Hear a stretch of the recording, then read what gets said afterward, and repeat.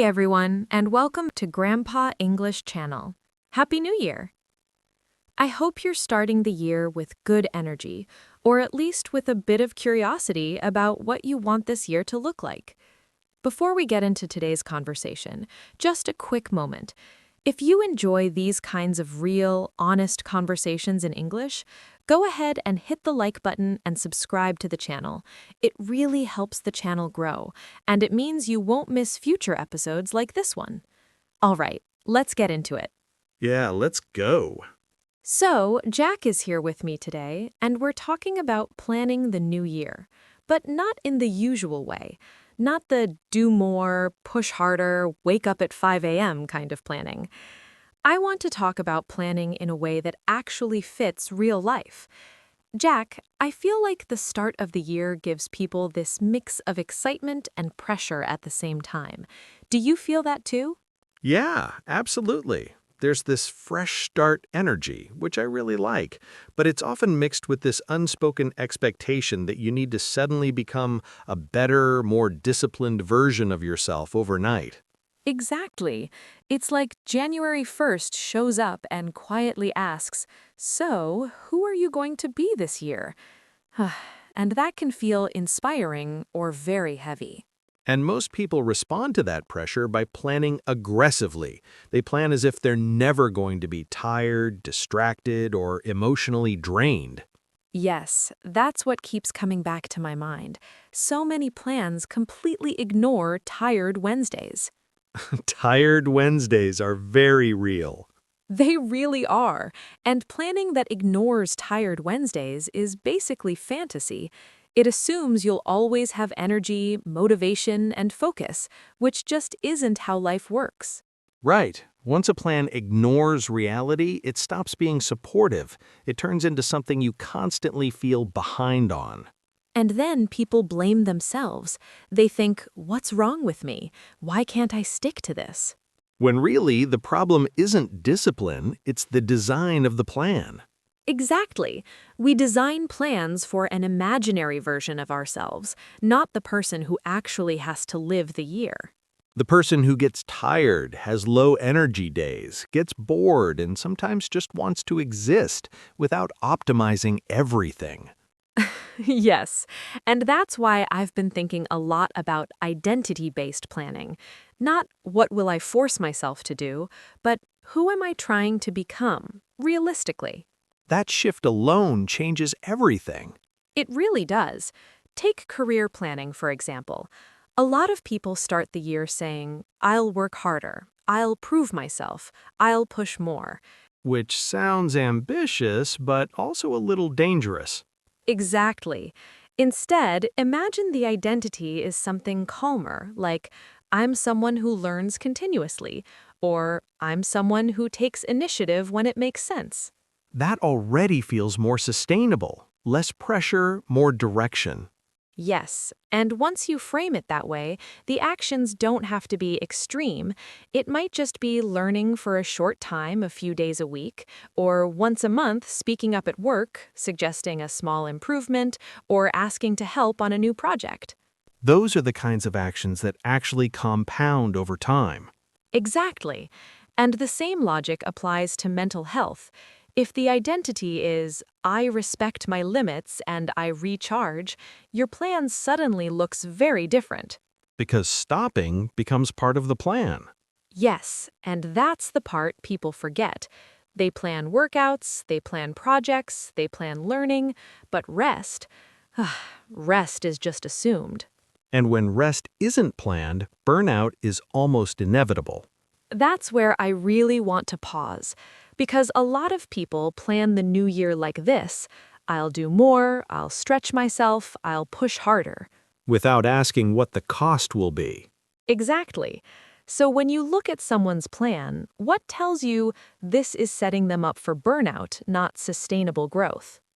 Honestly, the first thing that stands out to me is where all the effort is going. If every improvement in someone's plan is about doing more hours, more goals, more responsibilities, that's usually a warning sign. Yeah, it's always add this and push that. but never, what can I remove? Or even, what can I stop doing? Exactly. It's like they're building on top of an already overloaded structure instead of asking whether the foundation can actually handle more weight. That's such a good image, because when the foundation is tired, stressed, or emotionally drained, adding more doesn't make you stronger, it just makes you crack faster. Right. Another thing I notice is when rest isn't visible anywhere in the plan. People will schedule workouts, learning sessions, side projects, but sleep, downtime, connection, or fun, they're just assumed to magically happen. As if rest is a reward you get after you finish everything, which, let's be honest, never actually happens. Yeah, that after everything moment never comes. There's always another task waiting.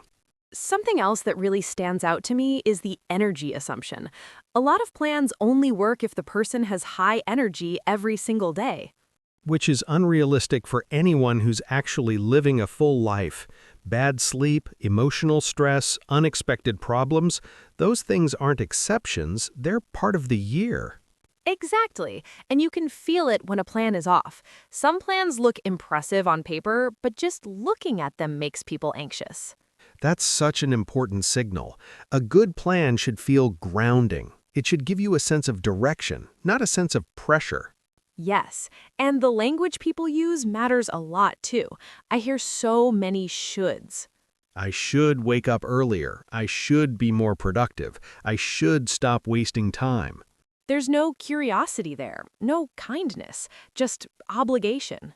And when a plan is built on guilt instead of intention, it rarely lasts.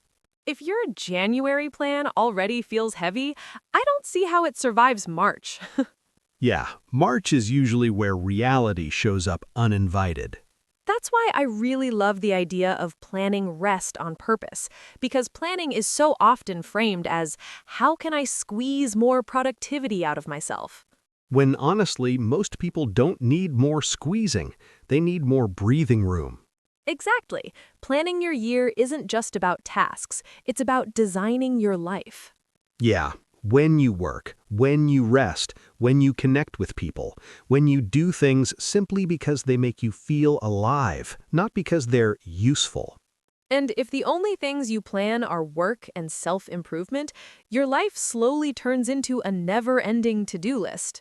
Which is one of the fastest ways to lose motivation. So let's make this really concrete.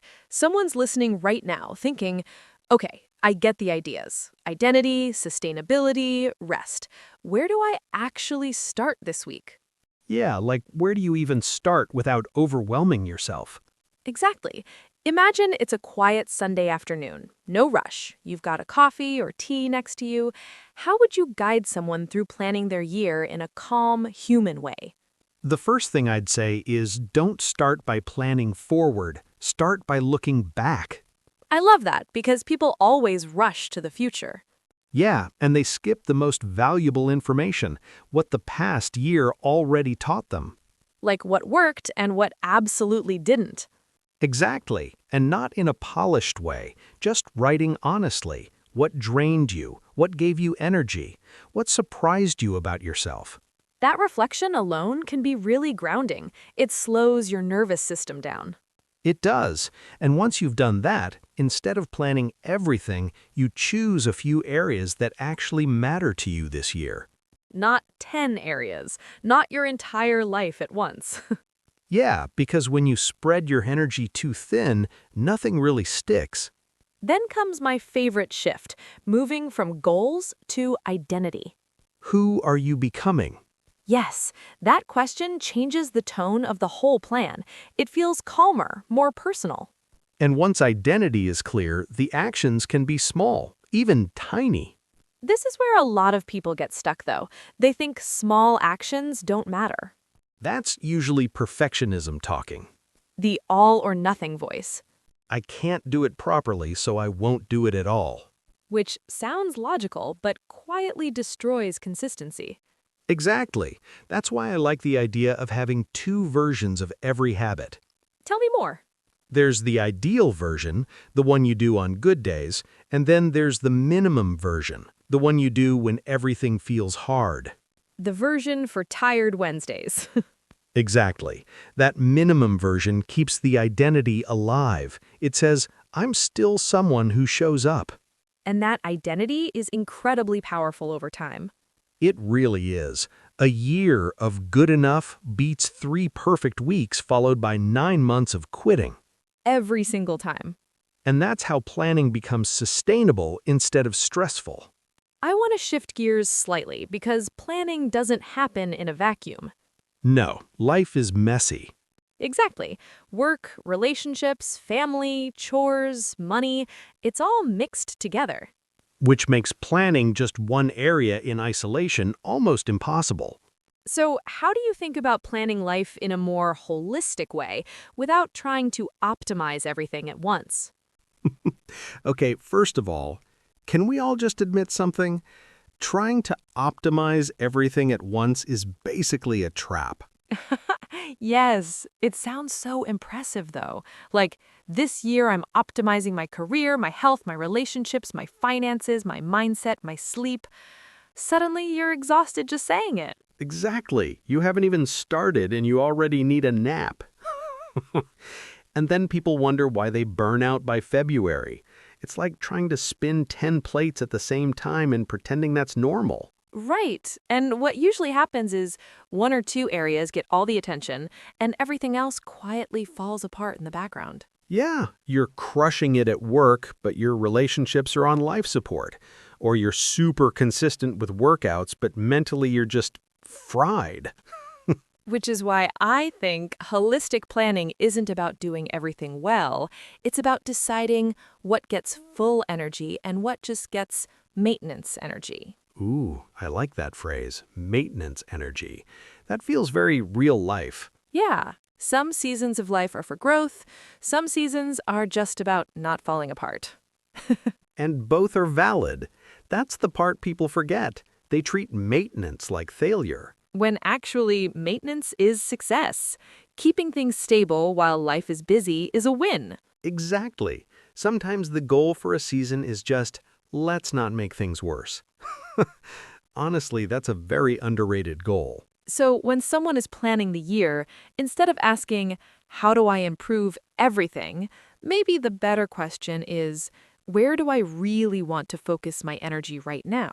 Yes, and just as important, where am I okay being good enough? That question alone removes so much pressure because suddenly you're not failing, you're choosing. Exactly, and choosing not to optimize something is still a decision. It's not giving up. It's boundaries, which, by the way, nobody teaches us how to plan for. True, we plan goals but not limits. Yes, like people will plan 5 new habits, but they won't plan when do I stop? When do I rest? When do I disconnect? And that's how the plan quietly turns into burnout. I also think planning gets too serious sometimes, like overly serious. Yeah, planning meetings with yourself like it's a corporate boardroom. Exactly. Spreadsheets, color coding, 6 apps, 12 reminders, and suddenly planning your life feels like a second job. Which kind of defeats the purpose. Planning is supposed to support your life, not stress you out. That's why I love keeping some humor in the process. Like when I'm planning, I'll literally ask myself, okay, am I being realistic here or am I lying to myself again? That level of honesty is powerful. Because deep down, we usually know. We know when a plan is too tight. We know when we're ignoring tired Wednesdays again. Yeah, your body knows before your calendar does. Exactly.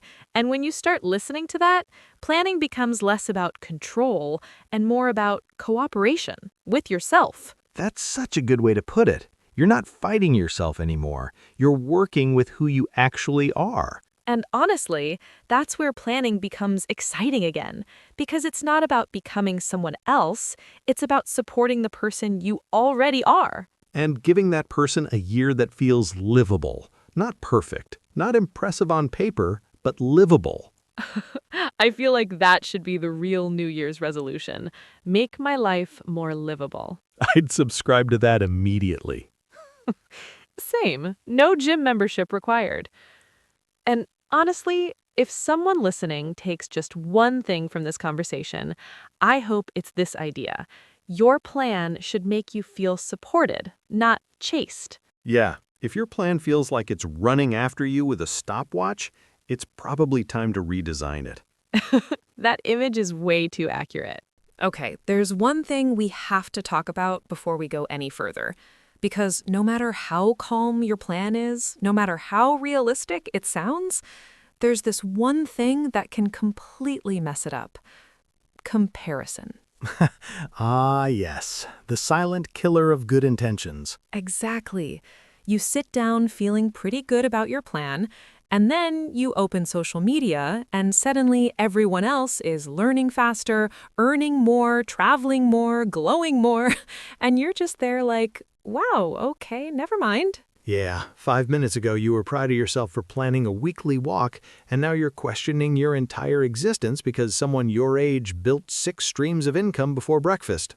Yes, before breakfast. And you're like, I just managed to answer 2 emails and I'm tired. And that's the thing, comparison completely distorts reality.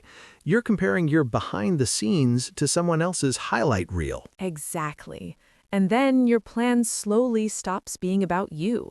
It becomes about keeping up. Which is dangerous because the moment your goals are driven by comparison, you lose clarity. Yes. And you also lose satisfaction because no matter how much you improve, there's always someone ahead of you in something. Always. Different background, different timing, different resources, but our brains don't care about context. They just go, why not me? And not question is exhausting.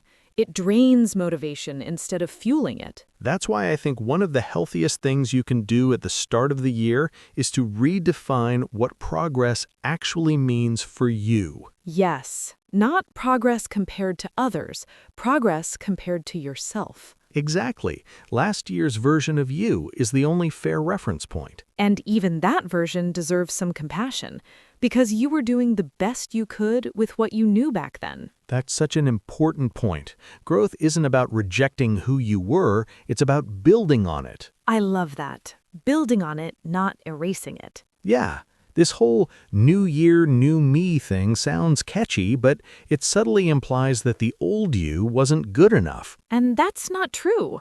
The old you got you here. Exactly. A healthier mindset is, same me, just a little more aligned. Oof, that's good. A little more aligned. Because real self-development isn't about becoming someone else. It's about becoming more you, but with better habits, clearer boundaries, and more self-respect. Yes. And that's where education and learning come in too. Not learning because everyone else is doing it, but learning because you want to grow. Exactly. Your learning pace doesn't need to match anyone else's timeline. Some people sprint. Some people walk. Some people stop, reflect, and then move again. And all of that counts as progress. I really want people listening to hear this clearly. You don't need to become the best version of yourself overnight. Yeah, that phrase alone put so much pressure on people. Instead, what if the goal is simpler? What if it's just, by the end of this year, I want to be someone I respect? That's powerful, because respect comes from showing up honestly, not from perfection. Exactly. It's about asking yourself, am I learning something meaningful for me? Am I taking care of my mental health? Am I moving forward in a way that feels sustainable? And when you plan from that place, comparison loses its power. Because you're too busy building your life to constantly measure it against someone else's. And honestly, that's when growth becomes enjoyable. Yes. Less pressure, more clarity, more ownership. And that's the kind of new version of yourself that actually lasts. Not flashy, not loud, just solid. Solid is underrated. Very underrated. You know, I think comparison hurts so much because it touches something very personal.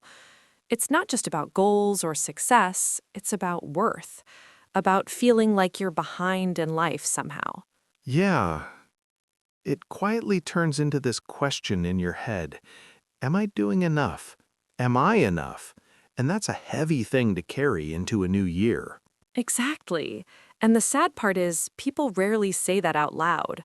They just scroll, compare, and then feel this strange mix of pressure and shame, which is wild because no one posts their confusion.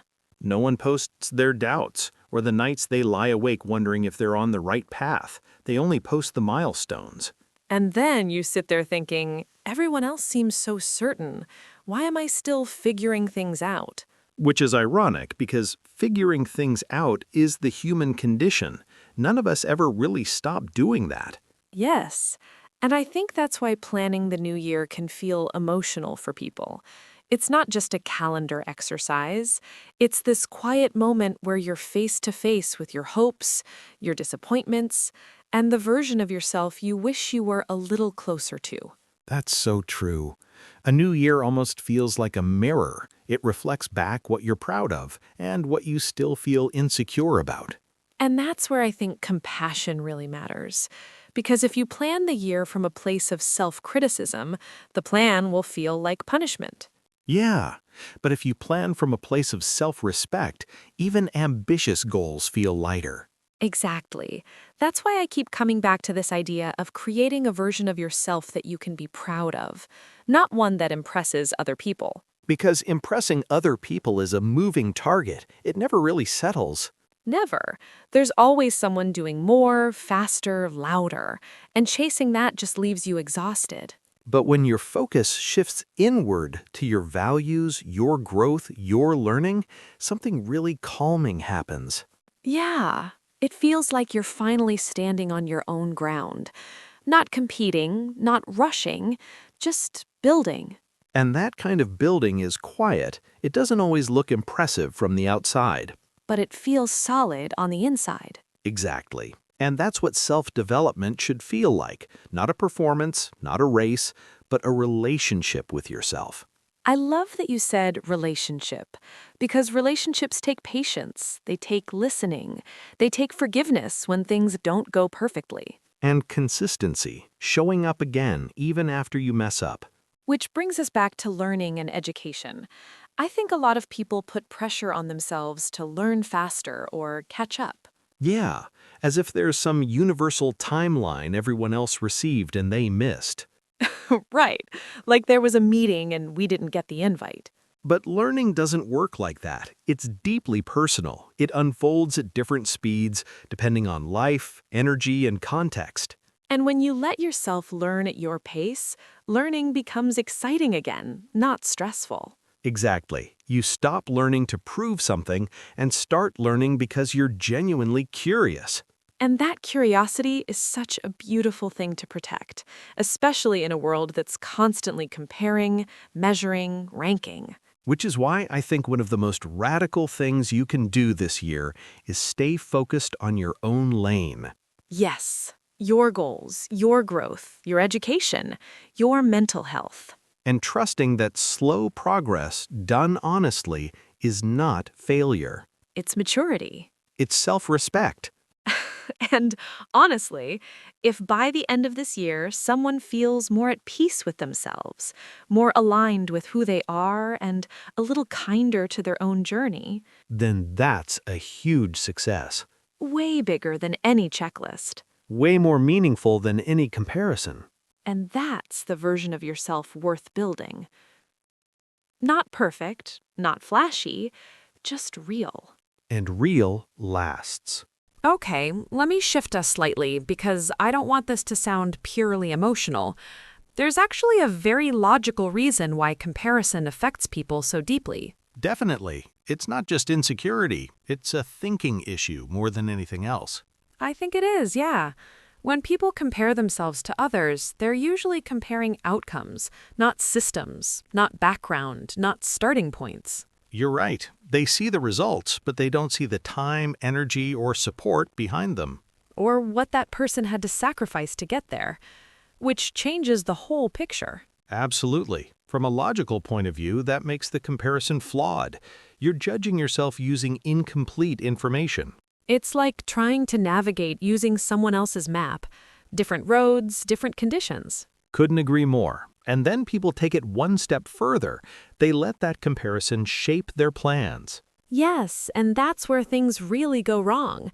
They change direction not because it feels right, but because they feel behind. That's true. And that's how people end up chasing goals that don't actually fit their lives. From a planning perspective, that's inefficient. Emotion aside, it's just not smart. Yeah, very poor strategy. Because now your energy is scattered, you're reacting instead of choosing. And reaction-based planning rarely leads to satisfaction. I agree.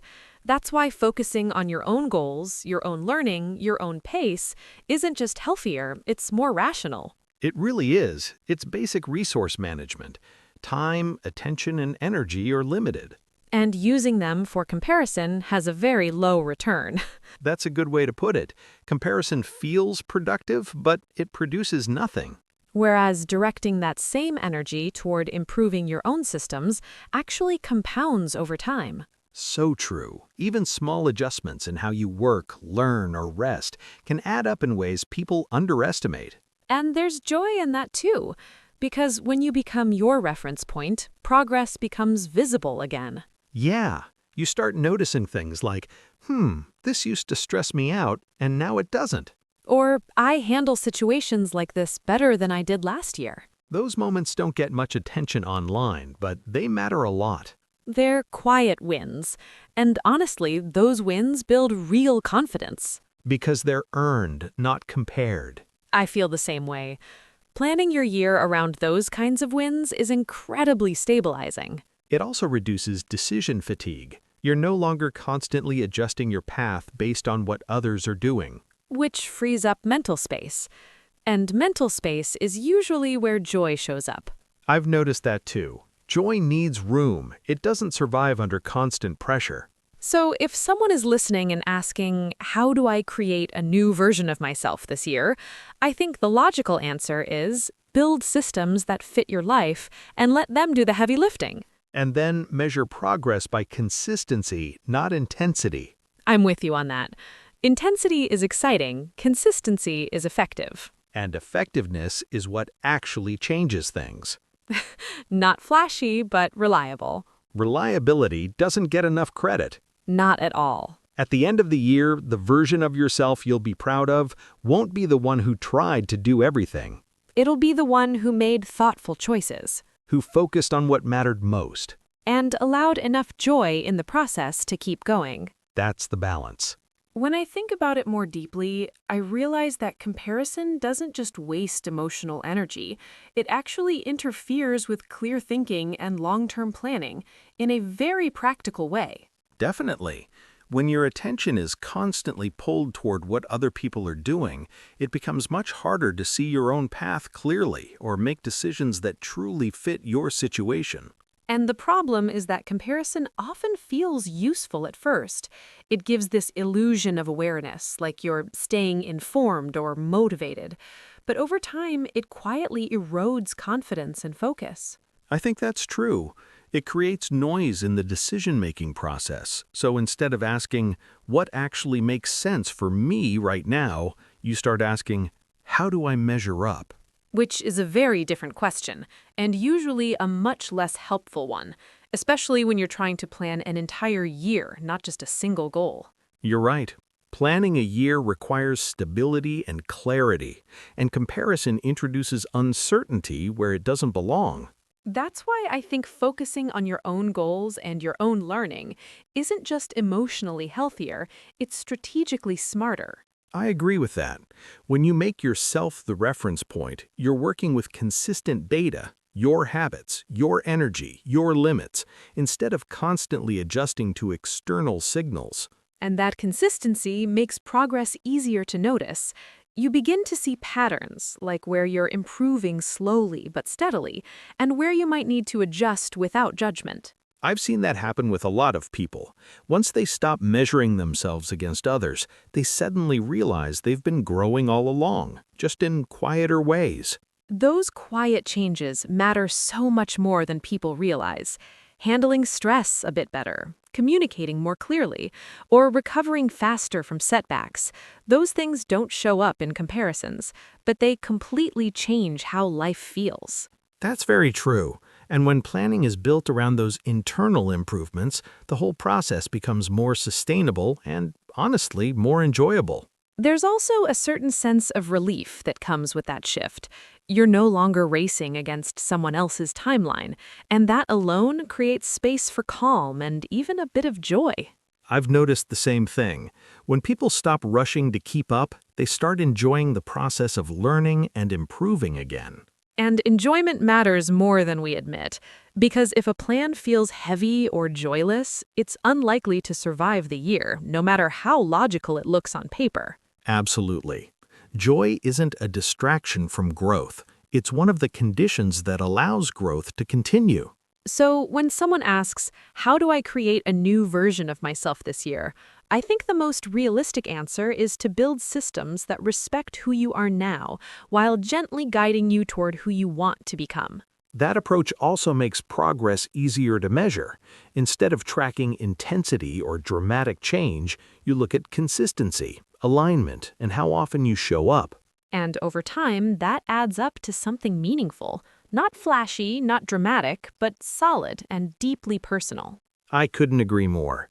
The version of yourself you'll be proud of at the end of the year is rarely the one who tried to do everything at once, but the one who made thoughtful, realistic choices and stayed with them. And when you look back and see that you moved forward without burning yourself out, there's a quiet kind of satisfaction in that. One that doesn't depend on comparison or external approval. That's the kind of progress that actually lasts.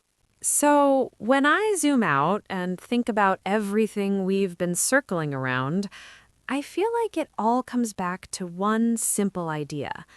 Planning should make your life feel lighter, not heavier. Yeah, I feel the same way. If your plan adds clarity, that's a good sign. If it adds pressure right from the start, then something probably needs adjusting. And what I really like about this way of thinking is that it doesn't ask you to become a different person. It just asks you to work with yourself instead of against yourself. Exactly. You're not fighting your energy levels. You're not ignoring tired days. And you're not pretending you'll be motivated all the time.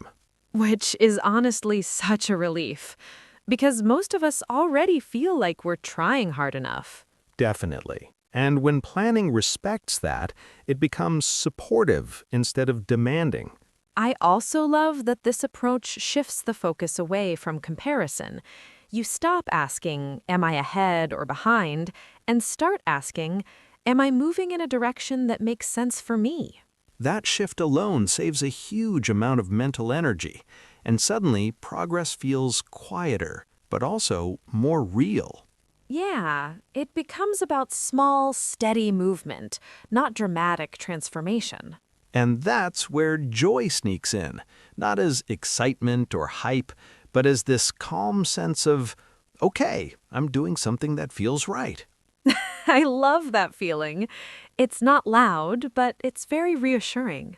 And over time, that reassurance builds confidence, not the kind that comes from comparison, but the kind that comes from trust in yourself.